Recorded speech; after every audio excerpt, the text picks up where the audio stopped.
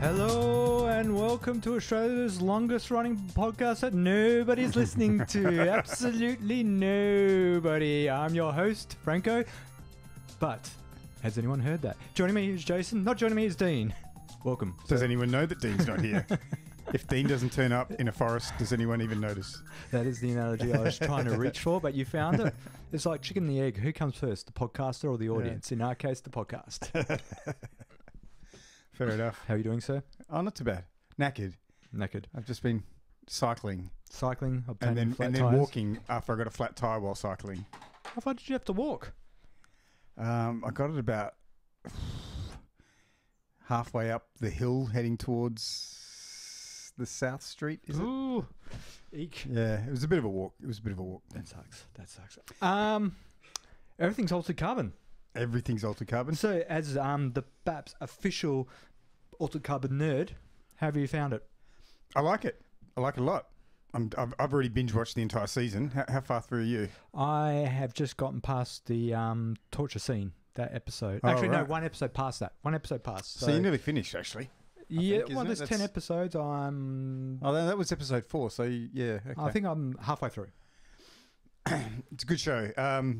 So Altered Carbon, the Netflix original series, rumored to be the most expensive first season of any Really? sci-fi television of any television series ever or something. But nobody knows. Netflix is not releasing the figures. Okay. So nobody knows for sure. I would have thought that Stranger Things would have... Stranger Things didn't. I mean, there's a lot more special effects in Altered Carbon. Yeah, I guess so. Yeah. I suppose with Stranger Things, you're not having that. It's only at certain points where you have to put in the special effects. Yeah, Whereas that's Altered right. Carbon, it's constant. And also, if the special effects don't look that great in Stranger Things, it's like, well, they're going for a retro 80s feel anyway, so Yeah, so it doesn't matter so much. exactly. It's a lot of it's played on the intensity of the characters rather than the beast Yeah. itself. But Altered Carbon, so it's set about 500 years in the future. Mm-hmm. It's based off a great book. I don't think the series is quite as good as the book, but us sci-fi nerds would always say that about these things. It's different. I They've mean, changed well, the basic premise is still there, and the overall sort of narrative for this first book is still there. sort of. Yeah, well, the main detective story's still there. A lot more of his backstory that wasn't in the book is in this show. Yeah, explore. like a sister. Yeah, I don't really understand why they focused on his backstory so much. I didn't think it was necessary. But I think I understand it. They had to. So the premise of Altered Carbon, of course, is that humans can download their consciousness into a stack. Yes. And everyone has a stack, and that means you can just re-sleeve yourself into different bodies anytime you want, if assuming you have the wealth to afford new bodies and things like that. Yes. And I think, because I was always concerned when I heard a few years ago that they were looking to make a live action version of the book. I always thought, well, how are they going to get, for the mass market appeal, manage to get people to buy into one main character that may have 3 or 4 different faces within a series, within a single series. Yes. And so I reckon they had to ground it more in his past and actually give you, like, they're telling the story of his past through flashbacks while he's in a different body. So it's almost acclimatizing you to the fact that he is in a different sleeve, and you see him in 3 different sleeves through those flashbacks, and it lets you know that this guy is not always going to look this way. Because this actor, it's not really spoiling anything. He's not going to be in the second series, the Riker character. Yes. Was there a Riker character in the book? Yeah. Okay. Yeah. I don't recall in the book, and I must admit it's been over 10 years since I read the book. It's been a while since I've read it too. I don't recall that the particular sleeve they put him in was meant to be recognisable by some of the protagonists. Yeah, in the it book. was. Oh, okay, I don't recall that. Yeah, definitely. And it was a known sleeve, and it was a known cop, and had a history with some of the people that were there and stuff like that. I only remember that in the book, one of his sleeves was a ninja sleeve, if I recall something along those lines. He got sleeved into a tech ninja. Yes. Some kind of. And I think technically, the sleeve that he died in, just before he's brought out, so that he gets shot up after he's done whatever job. That was supposedly like a tech ninja sleeve or something as well. Yeah, so it's a dystopic future, 500 years in the future, where basically being able to re-sleeve means you can essentially live forever if you can afford it. Yes. And so there are, of course, some rich people who have set up things so that they can live forever. Yes. And they're 300 and 400 years old. Yes. And just hanging around and generally outliving the hell out of people. Yeah, and they also touch on an aspect of who really knows who is who. Yeah, You can that's change right. sleeves. You can just change sleeves willy-nilly, Yeah, into something that you're claiming to be. And also the very nature of where your soul resides kind of thing. Mm. Like, because one of the things that comes up is the fact that you can copy your consciousness and then copy yourself into have yourself running around in two sleeves. Yeah. The same person, essentially. But who's the original? Yes. Who's to say? Yeah. How do you consolidate them back down to one? So yeah, I'm enjoying it for the most part. The story they're keeping the basics of the story to the book, but they have changed. They've merged a few characters. Yeah, created a whole terrorist backstory that wasn't really backstory. Like because he wasn't really connected with Quellcrest up until that point. Yeah. And the envoys, strangely enough, this was the one that jarred me just a little bit. The envoys were actually a protectorate elite unit. Yeah. And in this, they made the envoys a terrorist group or an elite unit of the terrorists. Yeah. Which I found a little bit strange, but anyway, it is just a bit of a hardball detective story, and it finishes off quite well. It's got that guy James Purefoy from Rome, who plays the meth. Who's investigating? Bainbridge. Is that his name? What is his name? I can't remember now. Yeah. Anyway, and he's great in it. They have a number of really good actors. Yeah. They're very big on sensuality in this. They don't A lot of ultra violence, a lot of sex. The ultra violence I expected because that was heavily played in the book, but the obsession with the director on particularly the female form. You get a few token male nude shots, but he's obsessed with breasts. Yeah, patriarchy is alive and well in the future. Just apparently, being able to outlive the hell out of people and occupy various different bodies has not mellowed the patriarchy in any way whatsoever. They do play around with the theme a lot, which is quite interesting. Like the idea of you commit a crime and you get put on stack for however long your sentence is, and when you get let out, you're sleeved into whatever bodies they've got available. Which in one case was a hit and run victim. Was a young girl, 3-year-old girl, apparently was killed. And they re-sleeved into whatever body was available. It happened to be a 7-year-old woman. Yes, I saw that. And that was just an interesting thing. And you had a few cross sleeves, women being cross-sleeved back into men's bodies and the other way. And in fact, the torture scene, I was reading a few of the some of these high-quality nerds online did these, what are the differences between the book and the movie. Yeah. The torture scene, and it reminded me, the torture scene in the book was much more graphic. I don't remember that in the book, but... They sleeved him into a female body. Yeah. Who was undergoing her period because theoretically women are more vulnerable during their period and they feel more pain or something like that. And then proceeded to torture him with like hot iron pokers inserted in various orifices and things. Yeah, it was whatever that you could possibly think of. That was what was done to him. And in the book, did they say he? It wasn't in VR; it was in real life, but it was a real sleeve. Yeah. Oh, totally different. Oh, okay. But the director said, "Look, we couldn't really see how we could really do that," and she said it was going to cross that line towards torture porn. Yeah. And it was just like didn't need to do it. And the VR thing was handled quite well. Yeah, I like the way they did it with the VR thing. Yeah, no, that was quite good, and sort of exploring the idea, about how you could sort of play out of the VR world almost to escape it, which is quite. I thought that was fun. But one of the best bits, and it was a bit of a change, was the hotel. Was originally the hotel in the book was the Hendrix. Right. And it was a rock and roll themed hotel with Jimi Hendrix as the AI. Oh, was it?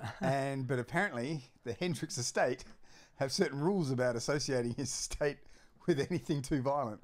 Oh, okay. So the book, the director said, well, we're going to be pretty violent in this, so we're just going to have to change it altogether. So they went with the Edgar Allan Poe. Who I presume is out of copyright. Probably, yeah. I think that's, what do they call it? Open domain, yes. Free domain. And that's worked out real well. I think it's a nice touch. Yeah, I thought that was handled rather well. Particularly the actor playing Poe is quite good. It's good. There's that line where because of course an AI hotel will, and they're built up to be. Nobody really stays at these hotels anymore. They're a bit of an anachronism. They're just hanging around, and the AIs essentially own their own hotels and own their own existence. But they're hardwired to want customers. People don't stay in them anymore, so they're just like dirty stalkers trying to get customers into their hotels. And when one eventually signs in, and our hero signs in, and of course some bad guys are coming to get our hero and sort him out, and the hotel takes care of business and shoots down all the bad guys. And the cops say, well, couldn't you have just sort of captured one or two? And he goes, I was protecting my first customer in 5 decades. It's a great show. It's a great show and well worth. Apparently it's getting a second season. So good. I also have been watching another series on Netflix, a documentary series called Dope, which is follows the drug trade in primarily Chicago. Okay. And LA, I think, and sort of does during the episode follows both the policing and the actual criminals who are partaking in this. So, and every episode looks at a different segment or aspect of the drug trade. So, one episode you had the drug mules who cross over from Mexico through the desert and so forth into the nearby states. And just all these different aspects. And it's really interesting. I think they tend to portray the criminal side a lot more, well, I don't know, but it's seemingly more realistic than how they portray the police side, who always see very noble, idealistic, and it's like, I'm sure there's a lot of police who think the war on drugs is quite foolish, and, so they're always... all these idealistic cops who have this attitude that every time I take one gun off the street, it's one life saved, and it's like that sort of thing. And it's like, I'm sure there are a lot of cops in America who are I'm sure there's a lot of cops who justify it themselves that way, and that's the face they present. But I don't think they necessarily believe that even themselves. They've yet to present a cop who, while still doing their job, is questioning the effectiveness of the whole strategy on the war on drugs. So, I mean, the closest you got to any sort of empathy was the when they were in one of the states that are heavily affected by the opioid crisis, where basically they're just, and in this particular area, they're almost dealing with one overdose a day. And, so the drudgery probably is not the right word, but the repetitiveness of the job at the moment is now rocking up to a scene and reviving an OD victim. Right.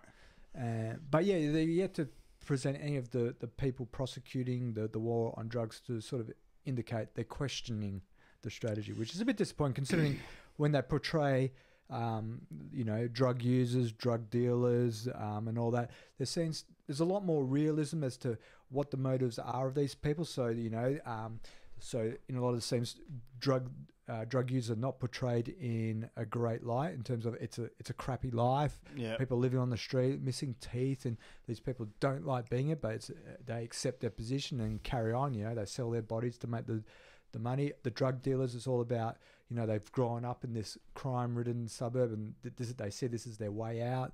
And they're not idealistic either. They have the people they interview have quite a grip of the reality of their situation.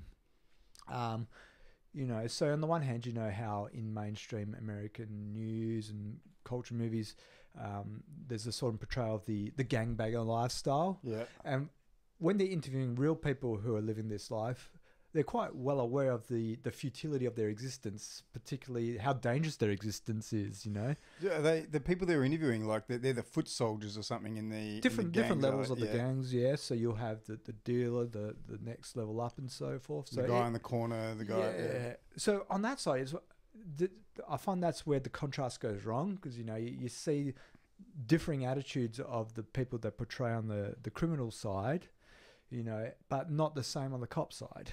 Who are all idealistic and noble, and then again, I've only heard one or two cops. Like I know there was one that used to call into the Majority Report. He was an ex-cop or a current cop. Yeah, and used to talk about he was clearly a left-leaning guy, and he was saying that this drug war is just fucking abysmal and blah blah blah. But yeah, I don't hear it very much. I mean, my dad was a cop and he was an ambulance officer, and he still thinks marijuana is every bit as bad as heroin, kind of thing, and thinks every drug dealer's a bad. Well, it's interesting you say, because I was speaking to a cop at where I train at BJJ, and he pretty much says he doesn't bother with pot stuff. Doesn't he? Just ignores it. It's not even worth the paperwork. Well, that's nice. In the grand scheme of things, you know that.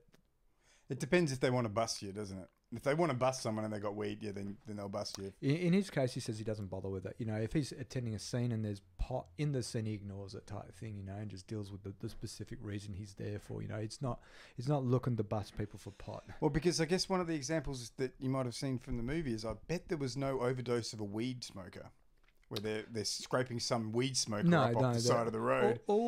When they he might have been a heroin smoker who also had weed, but. The only way they've portrayed pot is the manufacture of marijuana. You've not seen, when it comes to the actual users, it's always crack cocaine, opioids, heroin. You never see no one that as of yet. I've not seen anyone partaking in weed on this particular show. Only the manufacture of cannabis in Mexico, but not the users. So yeah, there is that aspect.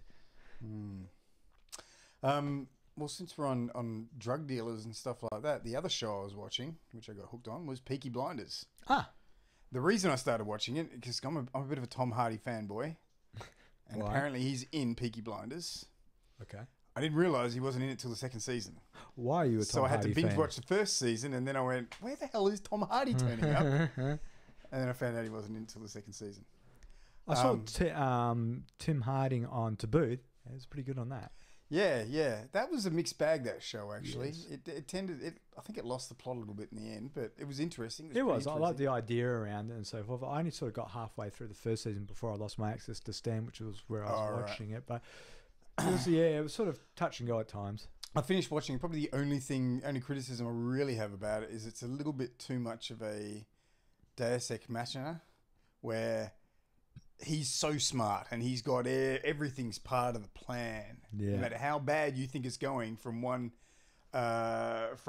ending of an episode to the next kind of thing, it's all part of it. All works out to be part of the plan kind of thing. And it's a bit too clever. You know what I mean? That way. But in Peaky Blinders is the story of like a Birmingham crime family, and they're called the Peaky Blinders, and their particular affectation is they have these, the po' boy caps with razor blades sewn into the lining, so they use their caps to slice and dice a little bit. There you go. And that only comes up once or twice, but it's tracking their progress. I'm up to the third season, and it's tracking their progress from being a fairly localized crime family to getting nationally sort of recognised and even trying to turn legitimate and that kind of thing. It's got Cillian Murphy in it, bunch of other actors. It's well acted, and it's just an interesting story. It's pretty cool. And Tom Hardy plays the most badass Jew gangster you've ever fucking met. He's a beast. That guy, he's a beast. So you're giving it a 2 thumbs up recommendation? 2 thumbs up, even without Tom Hardy. I would say Peaky Blinders is even better than Altered Carbon. Oh. I mean, Altered Carbon I like, and I'm a science fiction fan, but I mean, I could see the acting in Peaky Blinders is better than the acting in, and that's not to say the acting's particularly bad in Altered Carbon. It's just that Peaky Blinders is really, really good. Can I suggest the female cop in Altered Carbon's a bit weak on the acting side? I didn't think she was too bad, but perhaps a little bit too. I think what they're trying to get out of the character is too rushed, so it's sometimes a bit awkward the way it's put together. I'm wondering why they have to rush it so much. I mean, they've got 10 episodes. They can roll it out as slow as they like, really. Particularly when he returns from his torture scene, he's had enough, and then she comes to the hotel, and after a little bit of problem, she goes, "Yes, I'll tell you my life story," and why you're this sleep makes me upset. Hang on, you haven't really seen it. I don't know if I'm spoiling it for you. I mean, I've seen the next episode where she details that she was going out with Riker and so. You got to understand. That's why. I mean, I knew it all the way along. I remembered it from the book. There was that connection there, but that to me would be because it'd be a head fuck on her.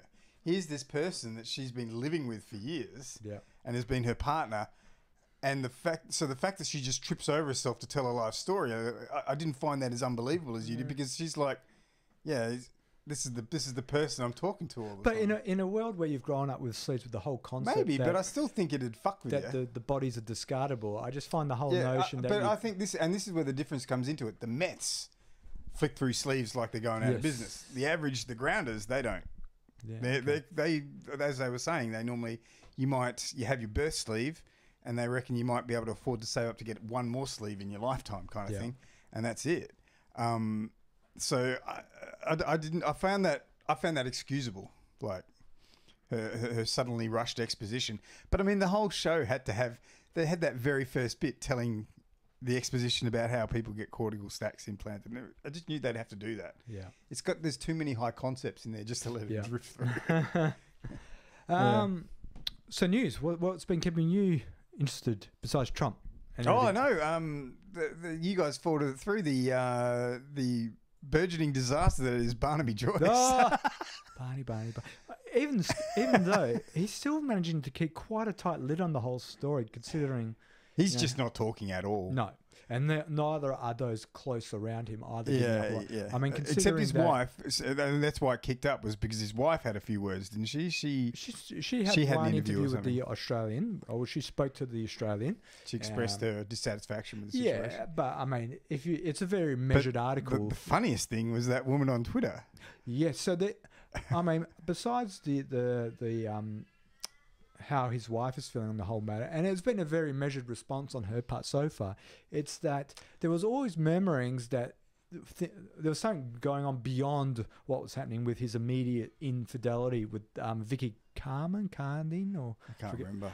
and his wife there was seemingly a pattern of abusing his position of power when it came to staffers and other females. Yeah, around. that's what I hadn't heard anything about a pattern. I thought this could have been a one-off for all I'd heard. But then the little Twitter thing came up where one woman said, "Any journalist, please contact me if you want to have more of a story." Yeah, About. and there's seeming like quite a bit of bad blood, because I remember reading an article, particularly when the by-election was going on in his district, and somebody was going around in his campaign card with the speakers on it, absolutely bad-mouthing him, and I think it was one of his daughters in the end. Oh, because he was bailing on his wife. At that Yes, point, there was wasn't that. There was also one journalist went into that town. That's to try what I and heard. She'd had the campaign stick it up ute, truck or yeah. something like that. Yes, and she was driving around trying With a to. bullhorn going. Who wants to know the real story about my Barnaby Joyce? Yeah, but there was that. There was also a journalist went up there to try and verify before the story had actually came out some of the accusations, and no one would talk. So yeah, it's interesting. So And he got voted back in amongst all this as well. he did. Well, he still kept quite the lid on it. The woman who was an ex-journalist and ended up working as part of his staffing has gone into shutdown mode. So she took down all her social media, asked friends to take down pictures of her and so forth. So she went into total reclusion. I'm just struggling to see what a 33-year-old woman would see in a gross old Barnaby Joyce. He's deputy prime minister. I don't know. Power does some weird shit, doesn't it? Maybe I don't know. Is the deputy prime minister that powerful? Must be more powerful than us anyway, Franco. Obviously. Well, everyone's more powerful than me. That's But I gotta say his new side chick, she's pretty hot. I thought she looked pretty hot. She looked all right. his girlfriend. Yeah, the lady he has made pregnant. Yes. I was expecting something else, and He's just way out of his league, right? It's just like, Barney, how are you doing that? What's going he on? obviously has a lot of charisma. Charisma. See, that's the other thing, right? That's not what I ever. When you think of Barnaby Joyce, charisma is not what comes to mind. No, It's but, like, but he's probably a big fish in a little pond. You know? yeah. But then again, this girlfriend of his, who was a journalist, swam in bigger ponds. So why she would become a star? Oh, who knows what the actual scenario? How Really? they There's came only together. one bigger fish than the deputy prime minister. No, but if she And went, that's the prime minister. yeah, but yeah, I suppose. I mean, yeah. Well, I don't know where his staffers are based. Are they based in his electorate, or are they based in Yeah, I don't know. Canberra? I don't know. Now And that I he's think about it, New it'll be England, Canberra. which is like northwest New South Wales kind of thing. Northeast New South Wales, Yeah. along the coast there. So, yeah. That one I saw a bit. There was the stock market crash, which I must admit I didn't really soak in much news this week. But the stock market crash, which was kind of interesting. The Correction, Dow, sorry. yeah. The correction, as it turned out to be. Jason, the Dow's doing so well. Jobs. But losing, what did it lose? Like 10% in Don't know. I have no skin in the the game. when it biggest comes to stock percentage market. fall or something. Well, we may not have. You say you've got no direct skin in the game, but Well, I've got super, obviously. super. But I've also worked for. I mean, when companies stop, when the stocks drop precipitously like that, some companies stop trading altogether. Yeah, of course. And I've been on one end of that at some point. So Yeah, okay.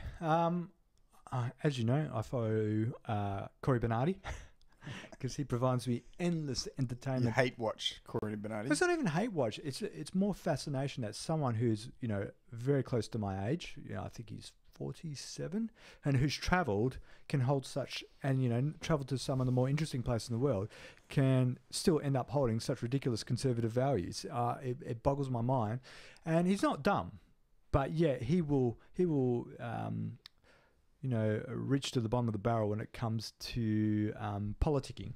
So he's got his Common Sense blog, and this week's topic was someone sent to him. So apparently the board of nurses and midwives, they were coming up with their new charter, and in the glossary was a reference to another at the Aboriginal board of nurses and midwifery, a similar sort of thing, where they were saying in their charter they were sort of acknowledging white privilege. Okay. And so from all that, Corey Bernardi turned it into nurses are being forced to acknowledge white privilege. So he had this long-winded article basically where he was purporting that members of this union were going to be forced to acknowledge white privilege to women giving birth.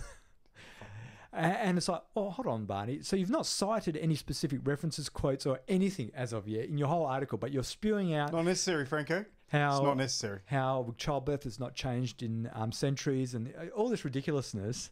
And when I actually went to look up what he's referring to, because he did not provide any direct references or quotes, it was this union was coming up with the new charter.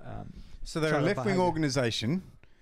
Surprise, surprise, wanted to acknowledge white privilege, possibly. Well, they weren't. It was in their glossary referencing another organisation that had chosen to acknowledge white privilege. Yeah, which subsequently got removed from the glossary. So it's not actually in their charter. It was in their glossary. I reckon you'd be hard-pressed to find many truly progressive or left-wing operations that don't have something regarding white privilege in their charter. But you know what I mean? It's just like it's a very typical kind of point. Put that aside, but you got Corey on the one hand saying this organisation's forcing their members to acknowledge white privilege, but the reality was it was a glossary reference to another organisation who was Hold on, Corey, you're making Who was up a specifically Indigenous organisation as well, yeah. So, Corey, you're making up facts to suit your narrative as opposed to That's because he drawing knows a very long bow. That's because he knows people that read him unironically, unlike you, Franco, won't look any deeper. Won't fact check? They won't look any deeper at all. So it's more like confirmation bias. They believe their political correctness has gone mad. This works. We'll run with that. It was the astounding sort of level of stupidity. I was just reading Twitter just before I came up here today, and someone was remarking about how it was Stefan Molyneux, and he's copped a bit of a serve from the Majority Report every now and then. Mm-hmm. It's one of these libertarian assholes. And he was talking about how the US government was giving $320 million to South Africa, even though, and he said, the US government giving $320 million in aid to South Africa. I'm going, $320 million isn't even that much for the US. It's almost nothing. For aid, and he says, despite the fact that South Africa still steals white land or something, steals white land. And I said, are you fucking kidding? Who did those whites steal the land from in the first place? I replied that to Stefan Molyneux, who would never answer me. He's got a massive fucking reader base. But one of his trolls answered me. He said, well, actually, the answer to that is quite complicated, because 300 years ago, and you know what he went off on? Remember how on Majority Report there was that guy who was talking about the level of agriculture on land, and that's how you make a claim to it? Yes, that was the libertarian professor. That's what he was saying. 300 years ago, the Boers moved in and agriculturalized the land and blah, blah, blah. How do you establish... And I'm going like, what? So I sent some bullshit response back going, you idiot, you know that unless they reach pre-Victorian era agricultural levels, it reverts to the indigenous. And I haven't had a response yet because I'm thinking, well, if he's going to give a garbage reason, just fire one back at him. You're talking about Professor Harry Block. That's right, Harry Block. Shut up, Sam. And yeah, it's just those stupid left-wing, stupid sort of right-wing sort of policies like that just seem bizarre. And how someone like Corey Bernardi can hold him, yeah.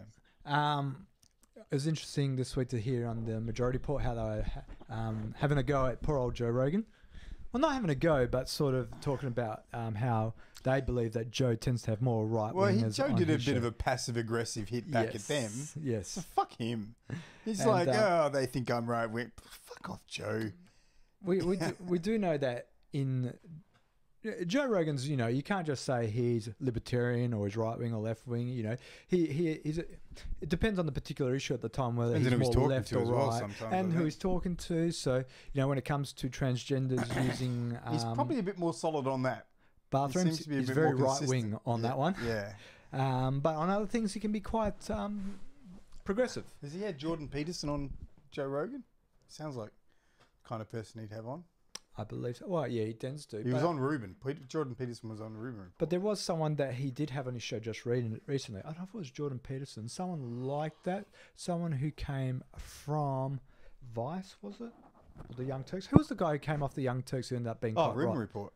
Ruben. Yes. Dave Ruben, yeah. Well, it wasn't Dave. It could have been Dave Ruben, but they were showing a video of him picking on immigrants who were looking for work on the streets outside of Walmart. That was Jesse Waters, wasn't it? Was it Jesse Waters? Yeah, it was Jesse Waters. No, you're right. There was someone else. Someone else who can't remember. Of the Ruben. He was a right-wing troll. Yeah, and so how we went off to... So in America, you'll have some of these illegal immigrants who will wait out on a street or at the front of a Walmart who will work for a day rate. Yeah. There and then. So they decided to do a hit piece where they put in some white people as plants to sort of haggle with... To undercut. Undercut these Mexican it was really gross and really just horrible little hit piece they did to try and suggest that immigrants were just mooching off society type thing. These poor guys who probably work their ass off at a day rate when they get the work. Well, it's probably, you know, it's random, potentially dangerous work that they get no insurance for, you know. Yes, they might be getting $25 an hour there and then, but for all the other days they don't get any work. You know, it was just a ridiculous piece. But this same guy was someone that Joe Rogan had on his show and was given a platform to. Not necessarily on that topic per se, but, you know, in Joe Rogan's regular showpiece. So, and I think that's fair criticism that Joe Rogan does give platforms to people who do quite horrible things. It gives them a platform. Yeah, and it just seems to be a slightly unbalanced amount of those sort of people that he seems to get on. Indeed. And don't get me wrong, I do enjoy Joe Rogan shows, and from time to time it's interesting to see him pushing back when it suits him on certain issues. Yeah, he never seems to push back on the right issues. It's not consistent, and I still think overall that the person he gives a platform gets more out of it. Yeah, definitely. They're getting a bit of a boost. Joe Rogan's got a huge listener power. It's rare that a right winger leaves Joe Rogan's show with a spanking. Yeah. So, you know, I mean, Joe Rogan tends to defend Alex Jones in a bizarre way. So, on the one hand, Joe Rogan suggests that Alex Jones truly believes in his crackpot theories and that he is a crackpot. But then he's a joker as well. He comes off with, you know, almost as an apologist for Alex Jones. It's like, hold on, Alex Jones is actually quite dangerous. They always try to toe that line where, he's a believer. He really believes the stuff he's saying, but he's a joker. He's a joker. Yeah. So which bit's the joke? Which bit's the funny bit? You tell us. And of his audience, how many of them are watching him going, oh, I realise he's a crackpot? No, his audience actually are looking for this. Dude, I worked with a guy, and when he came out and he said, "I listened to Alex Jones," and went, "Okay, that's kind of funny," and I made a bit of fun of him for that. And then he goes, "Yeah, I've ordered his vitamins and all his supplements. He's ordered a whole range of the supplements." Yeah. I'm going, "Dude, why would you do that?" He goes, "Well, you know, it's supposed to be really good for you." And I said, "Look at Alex Jones. He's an unhealthy-looking man. Why would you bother buying anything that he says is going to make you better?" It's crazy. Yeah. Anyway, it's bizarre, and this is a smart. This seems like a very intelligent guy in all other ways. I've had conversations with him, and he seems fine. But I don't know if I could actually let off if I had a coworker that I knowingly listened to Alex Jones. And I rib him every time. And I'd actually be coming with specific pieces of criticism against Alex Jones. So I go, oh, this issue, what do you... Yeah, I haven't wanted to be too much of a dickhead about it. But you're right. I could probably bring up a couple of these. And he does admit that he watches Alex more for the entertainment value because he is entertaining. Well, no, I get that. It depends on how you're watching it. If I watch Alex Jones for entertainment... Well, I mean, this guy does think... I'm laughing at him. This guy does think, and this is what... He's... Okay, the guy I'm talking about, he's migrated from Mauritius, I think, originally. Anyway... So I didn't expect this little thing to come out of him, but that Obama really probably wasn't born in the USA. Another birther. He's a birther. And I'm going, what are you doing? Yes, what are you doing? It's interesting to see how many people love conspiracy theories. Yeah. Oh, we all have conspiracy theories. Just they're gonna have some basis in reality, though. Yes, I know that. I know someone who believes some of the... like Sandy Hook is a conspiracy. Oh my! Where's the second shooter? All that sort of nonsense. And people. And the jet fuel can't melt steel beam. Yes. Actually, it's interesting. Those people are still protesting at 9/11 site. Are they really? Yeah. So when you go, it's a bit changed now because when I was in New York, they hadn't quite opened up the new building. The new building where you could just go in at your leisure. So you actually had to go through security checkpoints to get onto the site. But I believe that's since been removed and you can just walk freely around. And now they've got people with posters and stuff. Well, when I was there and you had to go through these checkpoints, the protesters were near the place where you got your ticket to go in. And I was like going, wow, you're really dedicated to the cause. Yeah. That's what I think. It's like, sure, I could believe you being upset about something, but being exercised enough to go out on the street for a conspiracy theory like some of those things? Nah. Yeah. I've got a friend on Facebook who believes that 911's a conspiracy. And posts regularly. There's possibly some conspiracy there. I just don't think it's quite to the level that... In the absence of total truth, it's easy to fit in conspiracy. Now, and I'm sure the government hasn't necessarily released all the pertinent facts of what occurred. But I'm in no doubt that it was Saudi terrorists who, it seems within the world of possibility that, they know who did it. They know which country they came from. And learned how to pretty much fly a plane purely in air without taking off a landing. It seems within the world of possibilities that, they could have pulled that off. Yeah. So, just back onto nerdishness for a little while. Franco played his first game of D&D. Oh, no. I didn't want to make that necessary. What'd you think about that, Franco? I've had a few cracks at the world of RPG, role-playing games. Or dress-ups, as Franco used to call it. And I've had a few... No, it does not necessarily require any dressing up. Quite often there is no dressing up. In fact, there has never been. I've not dressed up in any of my attempts. So the first time was going up to the hills to play an actual one-off D&D game. Oh, you did play one, did you? When we went up to our friend Scooter's house. Oh, that's right. And he DM'd. So I tried it for the first time, and I was put off on that session. That I did not enjoy that attempt. So I was put off for a while. Then we did. There were a lot of gateway nerd games for me. So there were a couple games of X-Wing. Yep. Which is quite far off, but. First time I played that, I wasn't too excited, but after a while, I sort of started to like it. Then we did more set-piece RPGs, so the Imperial Assault. Yep, and Descent, which I did enjoy. RPG light. And then we did Shadowrun, which was... Surprised you came back from Shadowrun, actually, but I'm surprised you came back.